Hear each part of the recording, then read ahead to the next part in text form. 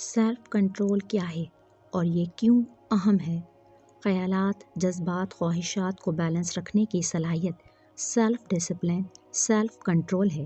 Research کے مطابق خود پر زیادہ قابو یعنی سیلف کنٹرول رکھنے والے افراد دوسرے لوگوں سے زیادہ کامیاب اور پروقار ہوتے ہیں۔ یہ مستقبل کے فوائد کو فوری فوائد پر ترجیح دیتے ہیں، وقتی راحت، آرام و سکون کو چھوڑ کر اپنے مقصد کی تکمیل میں دن رات ایک کر دیتے ہیں اور بالآخر شاندار نتائج پاتے ہیں۔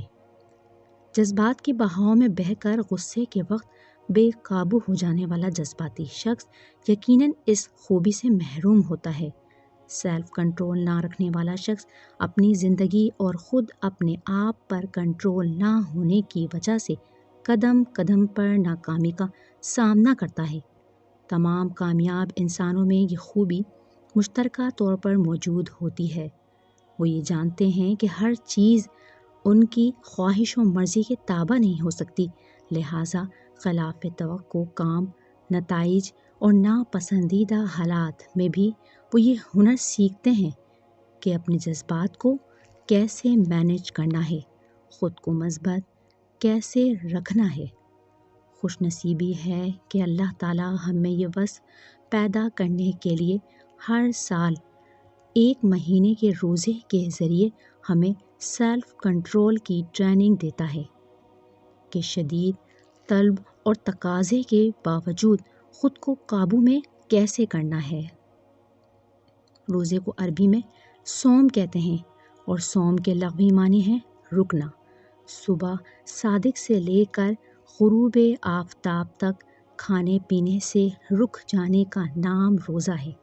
روزہ صرف بھوک اور پیاس برداشت کرنے کا نام نہیں، بلکہ روزے کی حالت میں تمام حواس اعضاء کو بھی گناہوں سے بچانا روزے کا مقصد ہے۔ روزہ نفس کے خلاف جنگ ہے۔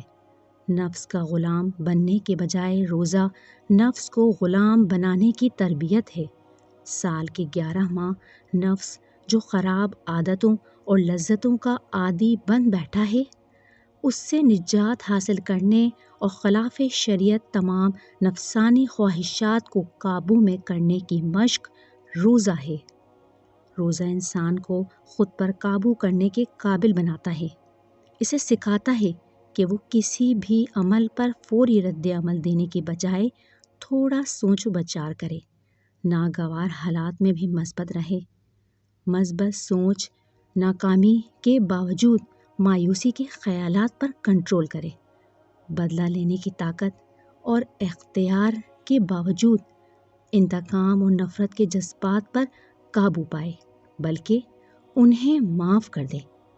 دوسروں کو آسانی فراہم کرنے کی کوشش میں اگر اپنا آرام اور سکون کی بھی قربانی دینا پڑے تو ذاتی مفاد کی بجائے مشترکہ مفاد کو ترجیح دے، تاکہ اس میں نرمی، ہمدردی اور احسار پیدا ہو جائے، اس کا ظرف بڑا ہو جائے، اس میں نظم و ضبط، قوت برداشت پیدا ہو، اسے خود کو قابو کرنا، اخلاقی ڈسپلن آ جائے، اس میں تقویٰ پیدا ہو اور وہ متقی اور پرہیزگار بن جائے۔ متقی کون ہے؟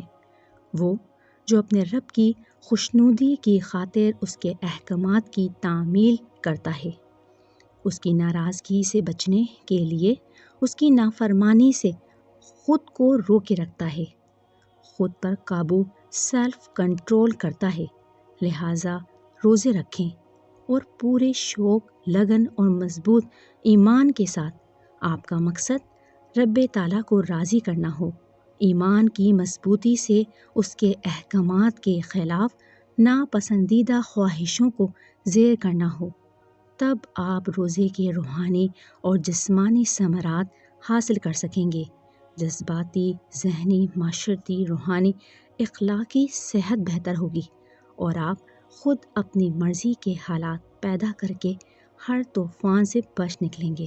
تحریر فرزانہ خورشید۔